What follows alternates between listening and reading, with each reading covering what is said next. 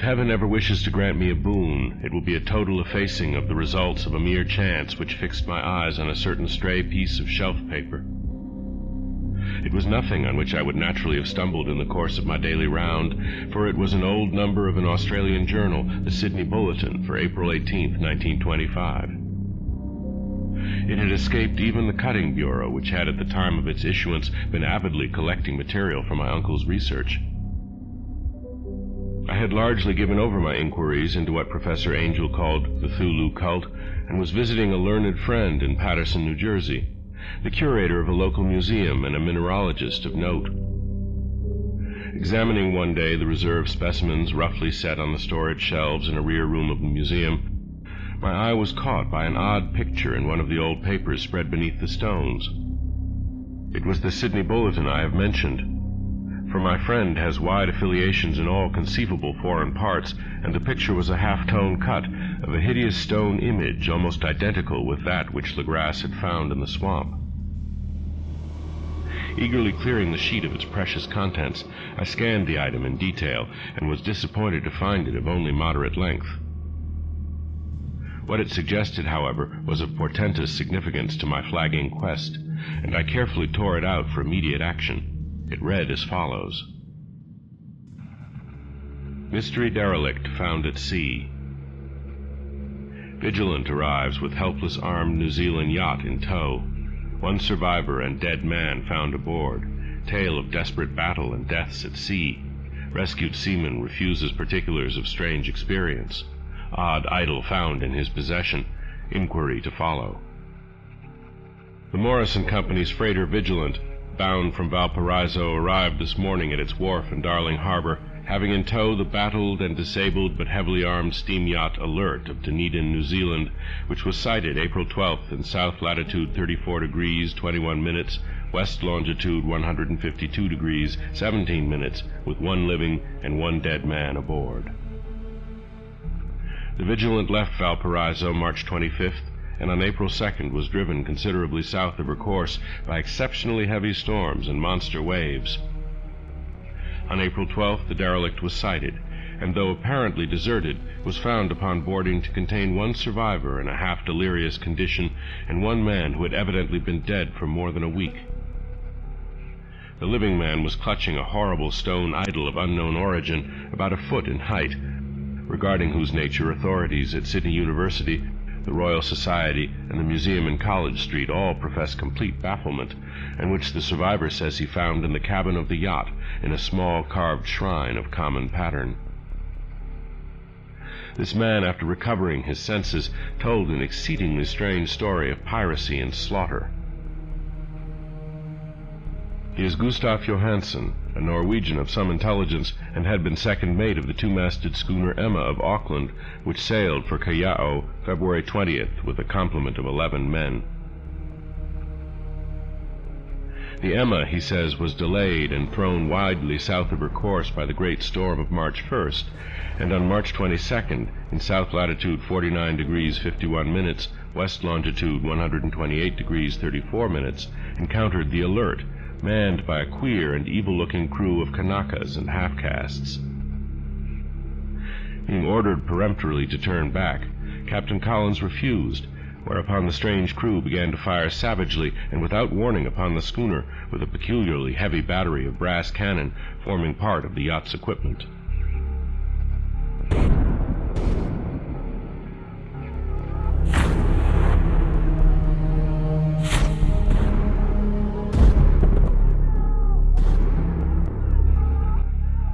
The Emma's men showed fight, says the survivor, and though the schooner began to sink from shots beneath the waterline, they managed to heave alongside their enemy and board her, grappling with the savage crew on the yacht's deck and being forced to kill them all, the number being slightly superior because of their particularly abhorrent and desperate, though rather clumsy mode of fighting.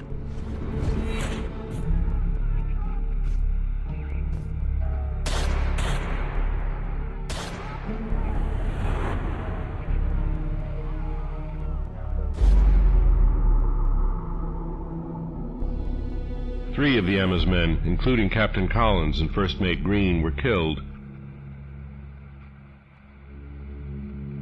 and the remaining morning, 8, under Second Mate Johansen, proceeded to navigate the captured yacht, going ahead in their original direction to see if any reason for their ordering back had existed.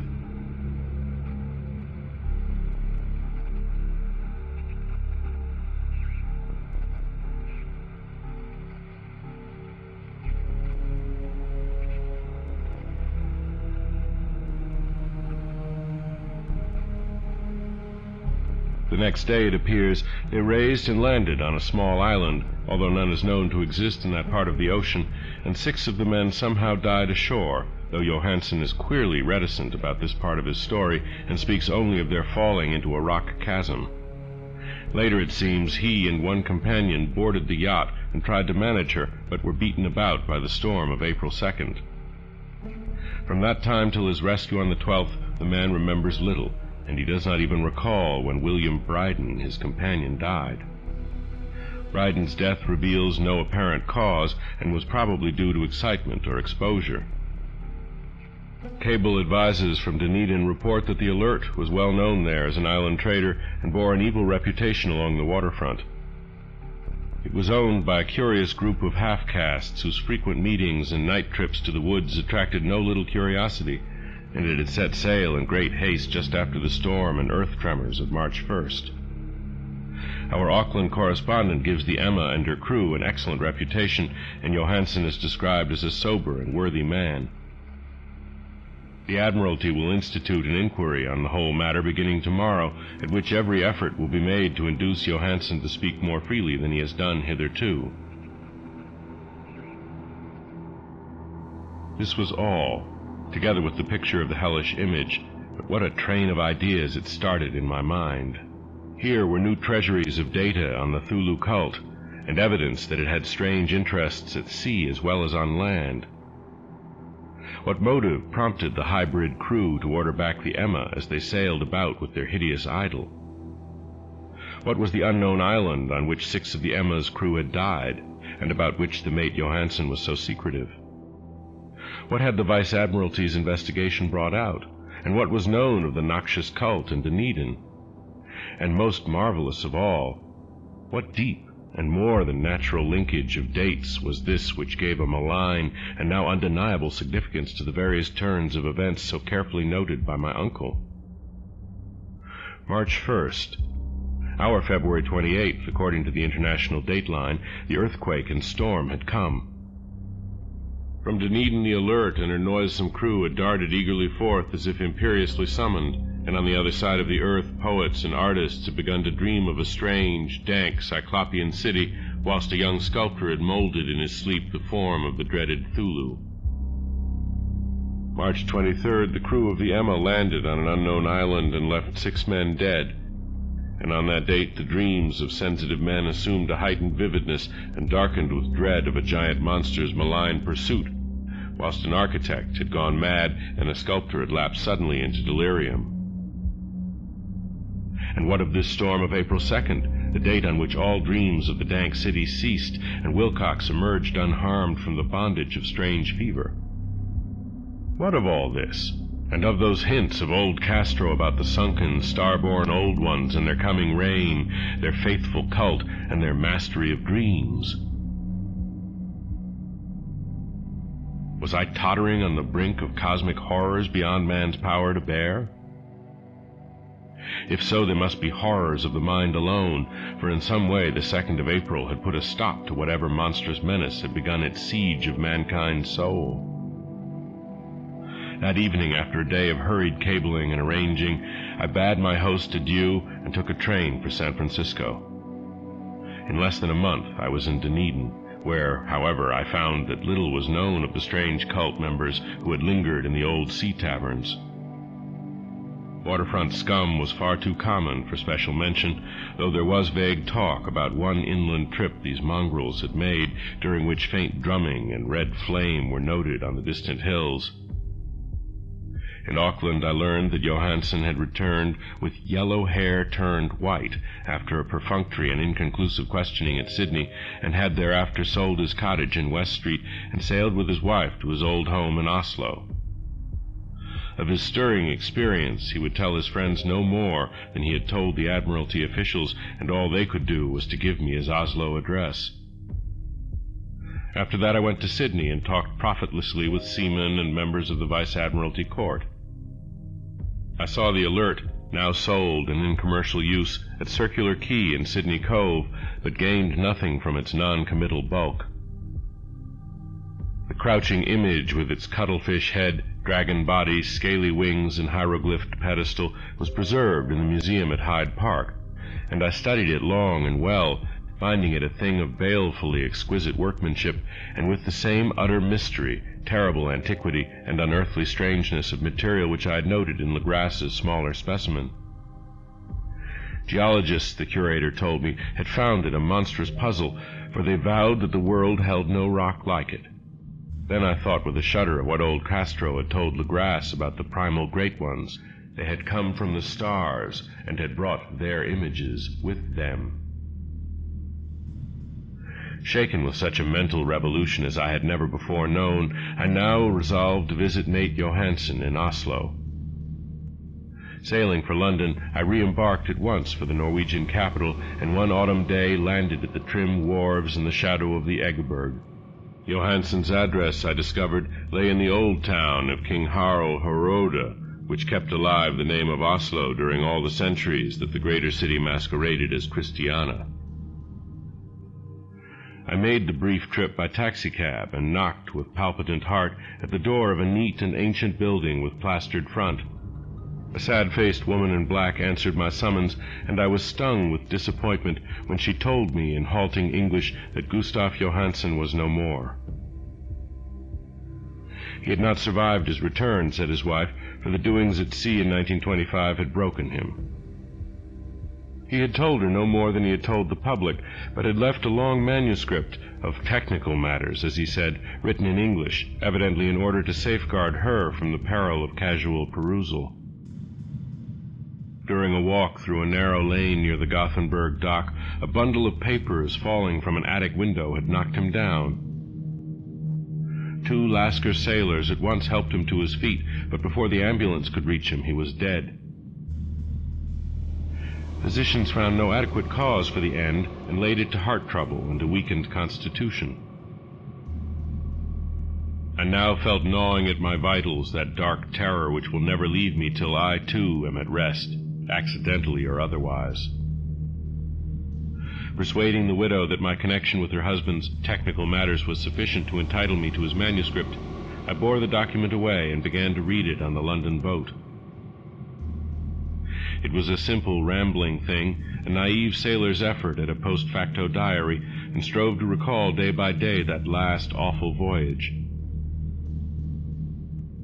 I cannot attempt to transcribe it verbatim, in all its cloudiness and redundance, but I will tell its gist enough to show why the sound of the water against the vessel's sides became so unendurable to me that I stopped my ears with cotton. Johansen, thank God, did not know quite all, even though he saw the city and the thing. But I shall never sleep calmly again when I think of the horrors that lurk ceaselessly behind life in time and in space, and of those unhallowed blasphemies from elder stars which dream beneath the sea, known and favored by a nightmare cult, ready and eager to loose them on the world whenever another earthquake shall heave their monstrous stone city again to the sun and air. Johansen's voyage had begun just as he told it to the Vice Admiralty. The Emma, in ballast, had cleared Auckland on February 20th, and had felt the full force of that earthquake-born tempest which must have heaved up from the sea bottom the horrors that filled men's dreams. Once more under control, the ship was making good progress when held up by the Alert on March 22nd, and I could feel the mate's regret as he wrote of her bombardment and sinking. Of the swarthy cult fiends on the Alert, he speaks with significant horror. There was some peculiarly abominable quality about them which made their destruction seem almost a duty, and Johansen shows ingenuous wonder at the charge of ruthlessness brought against his party during the proceedings of the Court of Inquiry. Then, driven ahead by curiosity in their captured yacht under Johansen's command, the men sight a great stone pillar sticking out of the sea, and in south latitude 47 degrees 9 minutes, west longitude 126 degrees 43 minutes, come upon a coastline of mingled mud, ooze, and weedy cyclopean masonry, which can be nothing less than the tangible substance of Earth's supreme terror, the nightmare corpse city of Rilya, that was built in measureless eons beyond history by the vast, loathsome shapes that seeped down from the dark stars. There lay great Cthulhu and his hordes, hidden in green, slimy vaults, and sending out at last, after cycles incalculable, the thoughts that spread fear to the dreams of the sensitive, and called imperiously to the faithful to come on a pilgrimage of liberation and restoration. All this Johansen did not suspect, but God knows he soon saw enough. I suppose that only a single mountain-top, the hideous, monolith-crowned citadel whereon great Cthulhu was buried, actually emerged from the waters. When I think of the extent of all that may be brooding down there, I almost wish to kill myself forthwith. Johansen and his men were awed by the cosmic majesty of this dripping Babylon of elder demons, and must have guessed without guidance that it was nothing of this or of any sane planet. Awe at the unbelievable size of the greenish stone blocks, at the dizzying height of the great carven monolith, and at the stupefying identity of the colossal statues and bas-reliefs with the queer image found in the shrine on the Alert is poignantly visible in every line of the mate's frightened description. Without knowing what futurism is like, Johansen achieved something very close to it when he spoke of the city, for instead of describing any definite structure or building, he dwells only on broad impressions of vast angles and stone surfaces, surfaces too great to belong to anything right or proper for this earth, and impious with horrible images and hieroglyphs. I mention his talk about angles because it suggests something Wilcox had told me of his awful dreams. He has said that the geometry of the dream place he saw was abnormal, non-Euclidean, and loathsomely redolent of spheres and dimensions apart from ours. Now an unlettered seaman felt the same thing whilst gazing at the terrible reality. Johansen and his men landed at a sloping mud bank on this monstrous acropolis and clambered slipperily up over Titan oozy blocks which could have been no mortal staircase. The very sun of heaven seemed distorted when viewed through the polarizing miasma welling out from the sea-soaked perversion, and twisted menace and suspense lurked leeringly in those crazily elusive angles of carven rock where a second glance showed concavity after the first showed convexity. Something very like fright had come over all the explorers before anything more definite than rock and ooze and weed was seen. Each would have fled had he not feared the scorn of the others, and it was only half-heartedly that they searched, vainly as it proved, for some portable souvenir to bear away. It was Rodriguez, the Portuguese, who climbed up the foot of the monolith and shouted of what he had found. The rest followed him and looked curiously at the immense carved door with the now familiar squid dragon bas-relief. It was, Johansen said, like a great barn door, and they all felt that it was a door because of the ornate lintel, threshold, and jambs around it, though they could not decide whether it lay flat like a trapdoor or slantwise like an outside cellar door. As Wilcox would have said, the geometry of the place was all wrong. One could not be sure that the sea and the ground were horizontal, hence the relative position of everything else seemed phantasmally variable. Bryden pushed the stone in several places without result. Then Donovan felt over it delicately around the edge, pressing each point separately as he went. He climbed interminably along the grotesque stone molding, that is, one would call it climbing if the thing was not after all horizontal, and the men wondered how any door in the universe could be so vast. Then, very softly and slowly, the acre-great panel began to give inward at the top, and they saw that it was balanced. Donovan slid or somehow propelled himself down or along the jamb and rejoined his fellows, and everyone watched the queer recession of the monstrously carven portal. In this fantasy of prismatic distortion, it moved anomalously in a diagonal way, so that all the rules of matter and perspective seemed upset. The aperture was black with a darkness almost material. That tenebrousness was indeed a positive quality, for it obscured such parts of the inner walls as ought to have been revealed, and actually burst forth like smoke from its eon-long imprisonment, visibly darkening the sun as it slunk away into the shrunken and gibbous sky on flapping membranous wings. The odor arising from the newly opened depths was intolerable, and at length the quick-eared Hawkins thought he heard a nasty, slopping sound down there. Everyone listened, and everyone was listening still, when it lumbered slobberingly into sight and gropingly squeezed its gelatinous green immensity through the black doorway into the tainted outside air of that poisoned city of madness. Poor Johansen's handwriting almost gave out when he wrote of this. Of the 6 men who never reached the ship, he thinks 2 perished of pure fright in that accursed instant.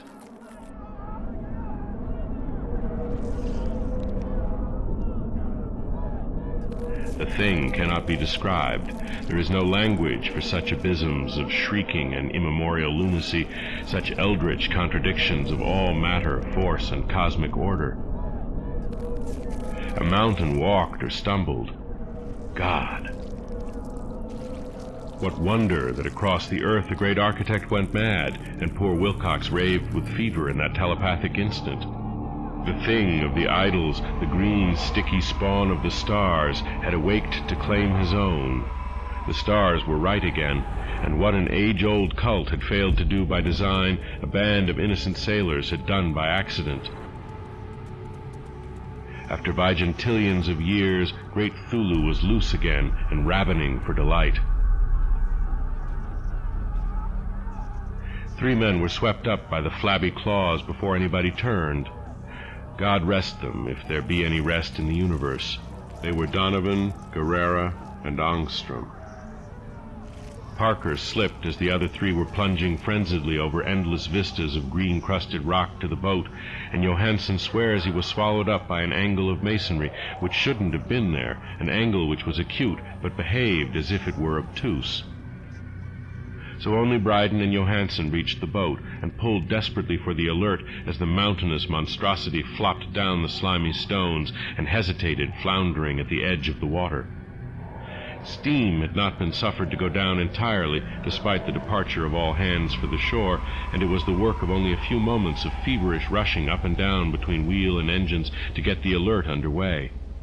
Slowly, amidst the distorted horrors of that indescribable scene, she began to churn the lethal waters, whilst on the masonry of that charnel shore that was not of earth, the Titan thing from the stars slavered and gibbered like Polypheme cursing the fleeing ship of Odysseus.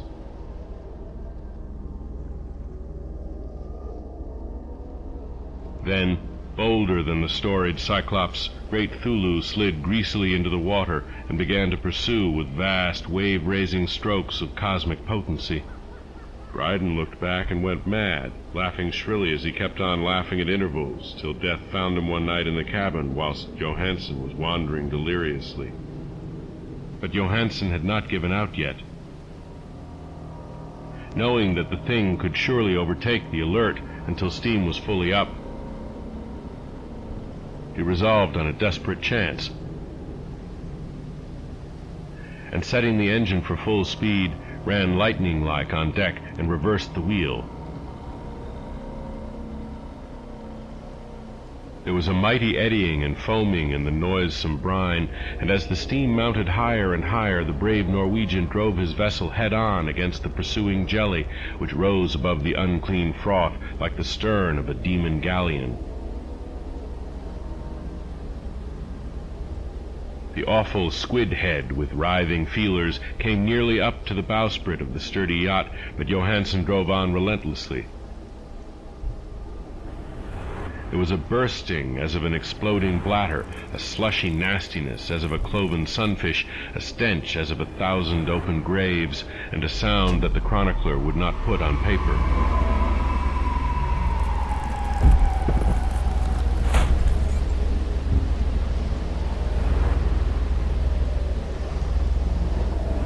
For an instant the ship was befouled by an acrid and blinding green cloud, and then there was only a venomous seething astern, where, God in heaven, The scattered plasticity of that nameless sky spawn was nebulously recombining in its hateful original form, whilst its distance widened every second as the alert gained impetus from its mounting steam.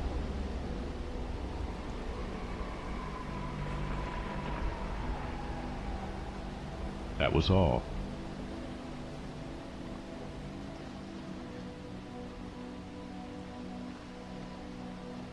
After that, Johansen only brooded over the idol in the cabin and attended to a few matters of food for himself and the laughing maniac by his side.